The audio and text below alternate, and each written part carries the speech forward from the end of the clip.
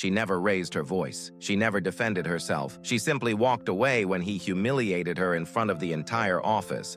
But what happened 4 months later made every single person realize who the real fool was. Her name was Emily Carter, a quiet analyst who worked harder than anyone, but was never the type to brag. The company had just hired a new manager, Daniel Reeves. Loud, arrogant, and obsessed with proving he was smarter than everyone. Emily was the perfect target for a man like him. Quiet people are often the ones bullies choose first. The humiliation happened during the Monday meeting. Emily presented a report she spent all weekend preparing. It was clean, precise, and full of insight, but Daniel didn't even let her finish. "This is amateur work, Emily. Did you pull this from Google? Do you even understand the numbers you're showing?" he said, loud enough for the whole room to hear. The room went silent. Emily's cheeks burned with embarrassment, but she didn't defend herself. She simply closed her laptop, nodded politely, and let him finish humiliating her. He didn't know it yet, but he had just insulted the person who kept the whole department running smoothly. Over the next few weeks, Daniel kept pushing. He stole her ideas. He took credit for her reports.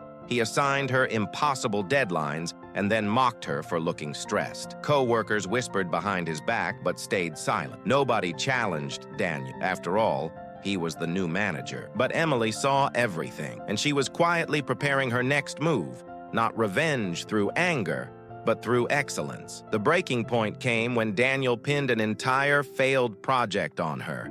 Even though he had ignored her warnings for weeks, he laughed while telling the director, "She's sweet, but she's not leadership material." That night, Emily cried in the parking lot, not because of his cruelty, but because she finally understood something. She didn't owe that company anything, and Daniel didn't deserve even one more hour of her talent. Emily updated her resume. She rebuilt her portfolio. She applied to 5 companies, each one bigger and more respected than the last. Within 2 weeks, she had 3 interviews. Within 1 month, she had 2 offers, both with higher salary and better hours.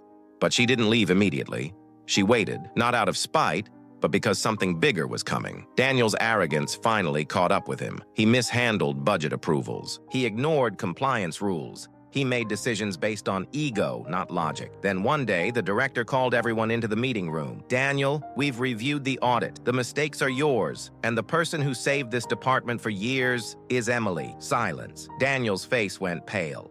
The director turned to her and said, "Emily, we want you to take his position, effective immediately." Emily smiled politely and gave the answer nobody expected. "I appreciate the offer, but I've already accepted another position." Humiliation didn't break her. Silence didn't make her weak. And revenge didn't require shouting or confrontation. Her revenge was simple. She outgrew the place that tried to shrink her. Daniel watched her leave, the employee he underestimated, the one he tried to destroy. Life answered him back, not with anger, but with consequences. You don't win by fighting small people. You win by becoming too big for them to touch. If this story touched you, subscribe for more powerful moral stories.